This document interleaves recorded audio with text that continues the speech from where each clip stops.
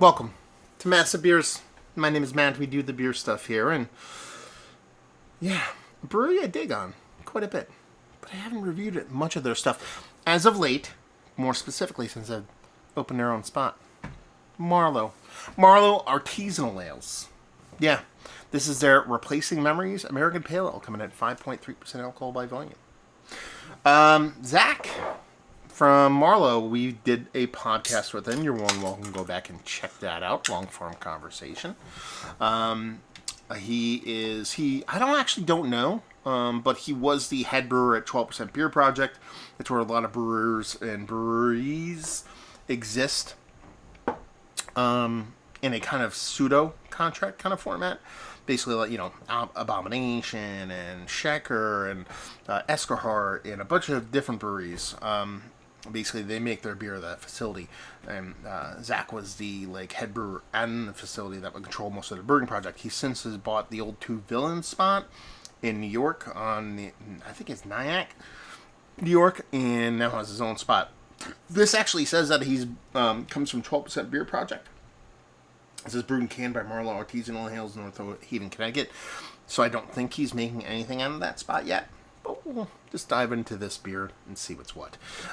We have story time on the side. It says, named after my late grandfather, these beers attempt to honor his memory. We believe in balance in all things, and present these beers are such. We hope you enjoy them as an accent to your experience with your friends and family. Drink while exploring.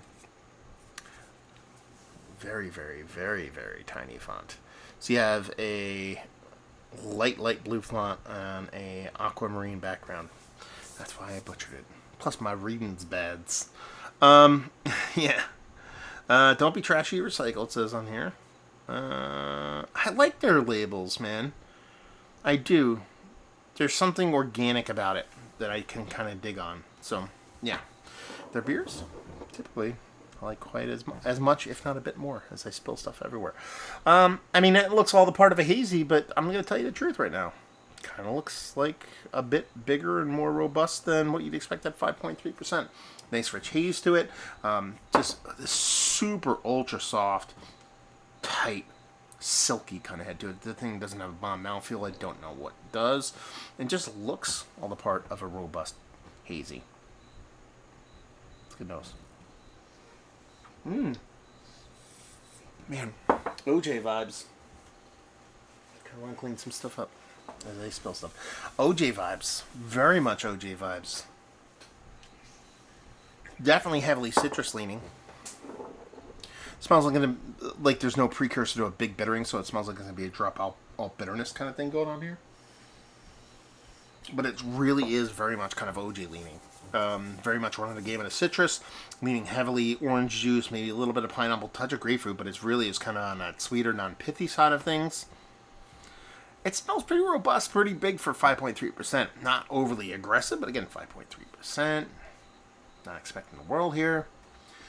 Let's just dive in, see what's what. Cheers, y'all.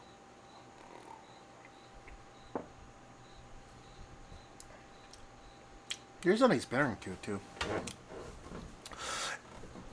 Very OG leaning. But there's a decent amount of kind of like a stone fruitiness here. I didn't think it was going to go in that direction. I thought I was going to lean this one note. It's like 3/4 citrus, 1/4 stone fruitiness. It was like a richer, denser sweetness in what typically your citrus fruits are going to give you, and that's where I'm getting that, attributing that kind of peachiness to it. Almost like even getting to wanting to lean into like a white grapey kind of vibe. Not sweet in any form or fashion, which I appreciate. There's a pop of sweetness at the beginning. Dissipates really quick. Doesn't finish ultra dry, but it doesn't finish sweet. We're looking at almost spot on 3 months on this, so it's held up quite well. I like this. What's their beer? Their staple beer. Memories, something about the memories? Man, I should remember these things. I think I'm a fan of that beer more than this one. But I like this. There's something a little bit more kind of sessionable about it, we're still dipping in that 5% range. But since it lacks that overt sweetness, not that there are other beers, Eager shares what that beer is I'm talking about.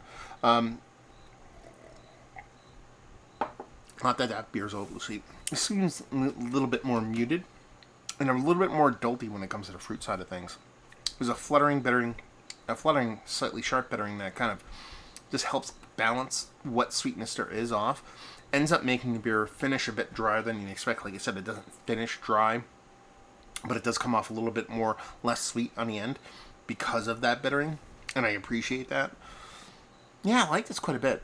I really do. It's not going to be like otherworldly stuff. It's not going to be like Coal Mine and Mount Rushmore status for me personally. But I picked up a 4-pack of it. You know, standard pricing for 12% stuff, probably like $14, $15 a 4-pack. I'm not bumming on that. Yeah, nice. If I'm going to change anything about it, I personally would like just a hair touch more sweetness and a fuller body to it. Like I said, I was going to be really surprised it doesn't have a bomb body on it. It does fall a little bit flat from my expectations of it, especially the way the head looked. So a slightly bit more fuller mouthfeel on it, a touch. I don't like my beer sweet, but I think this would really, really do with just a hair touch more sweetness. And listen, we're talking 5.3% hazy pale delivering this amount of impact. At the same time being very, very drinkable. We're kind of nitpicking here, picking nits. Yeah, fun. Listen, for 5.3% hazy, it's definitely up there as far one of my favorite ones. It's Mount Rushmore status. Probably not. You know, it's kind of, there's reserved for the sneak boxes, the boats, the Schenker, the one that I had just from Schenker. That was definitely up there for me. But it's deserving of being in the conversation. A very fun beer. Value availability, like I said, off the shelf. You know, it's kind of price-wise. I got to burp. It's not going to happen. Price-wise, it's kind of par for the course. You know, $15 for a 4-pack of this, especially from 12%. So it is what it is. And leave you with, if you like, well, we like this. If you like low ABV haze, you like your 5% to drink more like 6 and change, you're definitely going to dig on this. It's a very tasty beer. So there you go. We're reviewing the books. 12%. Have you had a bunch of their beers? If you live in the Northeast, you've had Marlowe. Have you had a bunch of their beers? Have you had this beer, this particular batch, like I said, coming from May 9th? Have you been to their spot yet? I'm curious about that. All that fun stuff. Let's have that conversation down there. So hopefully y'all enjoyed the review. Hopefully you're enjoying a little Marlowe right now. Hope to see you next time. Cheers, y'all.